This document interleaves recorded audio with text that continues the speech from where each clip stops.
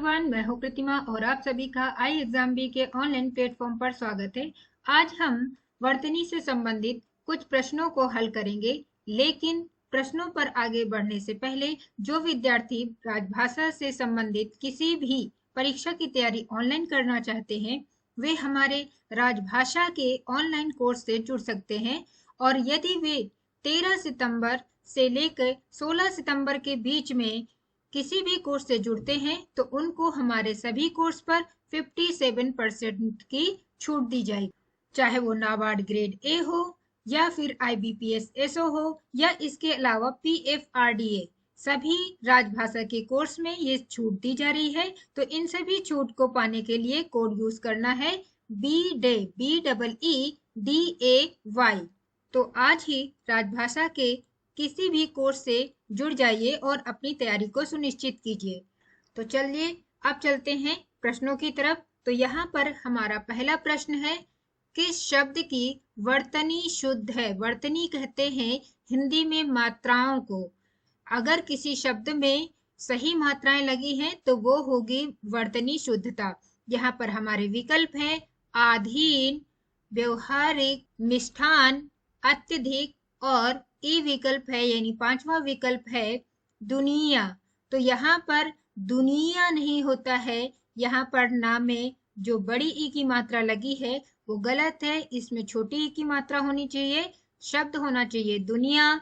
अत्यधिक यहाँ पर हमारा सही विकल्प है। मिष्ठान भी यहाँ पर गलत है। व्यवहारिक नहीं होता, व्यावहारिक होता है। जबकि आधीन नहीं होता, अधीन होता है। तो हमारे सही विकल्प जो है वो है अधीन, व्यावहारिक, मिष्टान और दुनिया।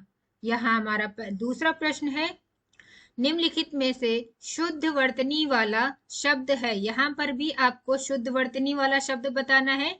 तो हमारे शब्द हैं कलेश, क्लेप, क्लेश, क्लेश, क्लेश। तो यहाँ पर जो क्लेश है वो सही शब्द है, तीसरा विकल्प हमारा सही है। तीसरा प्रश्न यहाँ पर है, निम्नलिखित में से शुद्ध वर्तनी वाला शब्द है।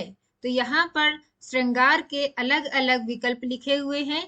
तो यहाँ पर जो शुद्ध तरीके से लिखा गया श्रृंगार शब्द है वो है दूसरा विकल्प।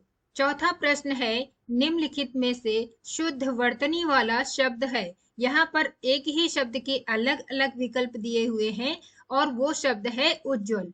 तो ये शब्द जो पहला विकल्प है ये गलत होता है। दूसरा विकल्प यहाँ पर सही है। यहाँ पर दोनों ही आधा जा बनते हैं, क्योंकि उज्जवल जो होता है वो उत जमा ज्वल शब्द से बना हुआ है, जो दोनों मिलकर बन जाते हैं उज्जवल। यानी यहाँ पर शब्द में दोनों ही आधा जा होते हैं।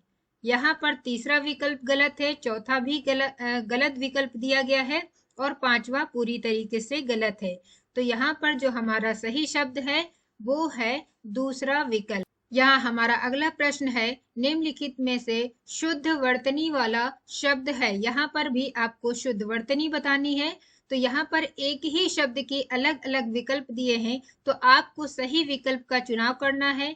क्या यहाँ पर पहला विकल्प सही है, दूसरा, तीसरा, चौथा या पांचवा विकल्प? इनमें सबसे जो सही शुद्ध वर्तनी लगी हुई है वो शब्द है यहाँ पर दूसरा विकल्प।